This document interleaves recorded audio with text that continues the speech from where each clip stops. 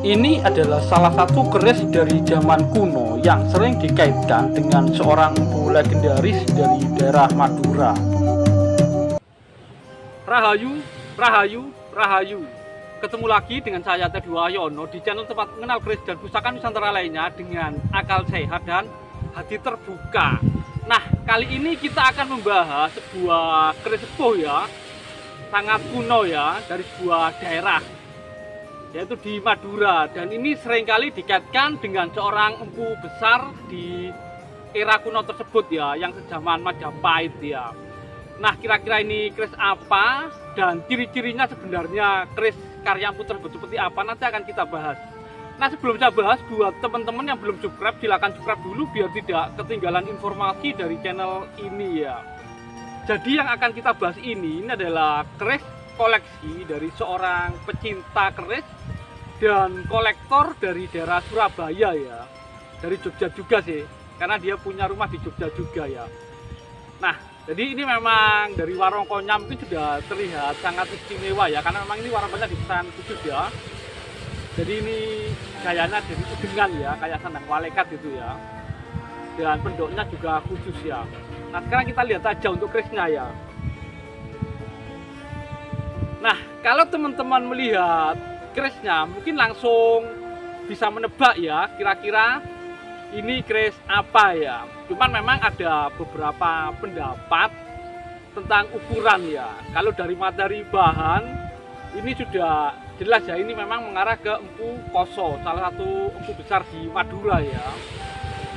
Dan cerita tentang Empu Koso sendiri pun sangat menarik ya. Juga ada beberapa pendapat ya. Ada yang bilang itu adalah Empu Supo waktu di Madura.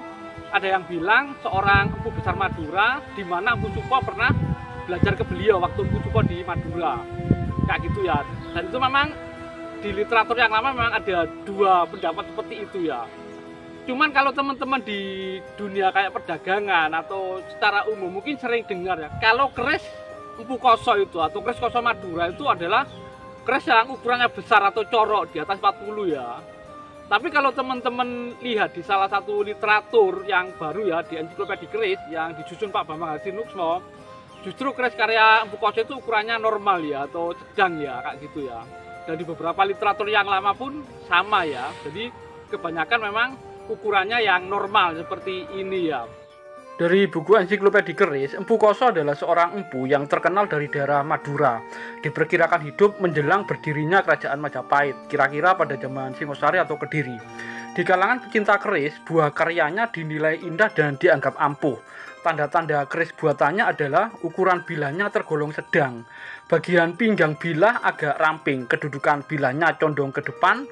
Bagian corsorannya dibuat agak tebal, bagian gonjonya manis dan tergolong jenis gonjo cibit rontal ya. Sirah cecaknya membulat seperti irisan pada buah melinjo. Pamornya lembut tapi meriah.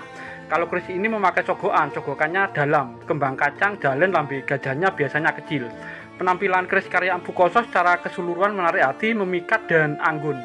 Menurut manuskrip Pangeran Wijil dari Kadilangu dan juga beberapa buku kuno lainnya, Empu Koso bukan asli Madura dan Koso bukanlah nama aslinya.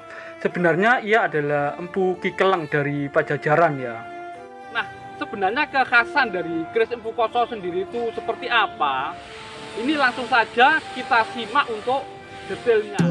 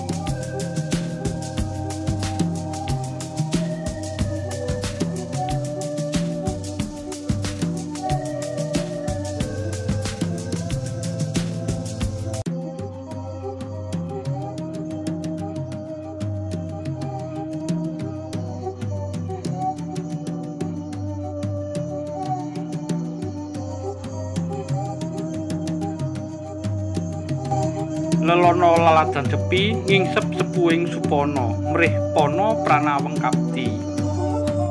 Berkelana di tempat yang sepi mencari ilmu agar mengetahui kehendak hati.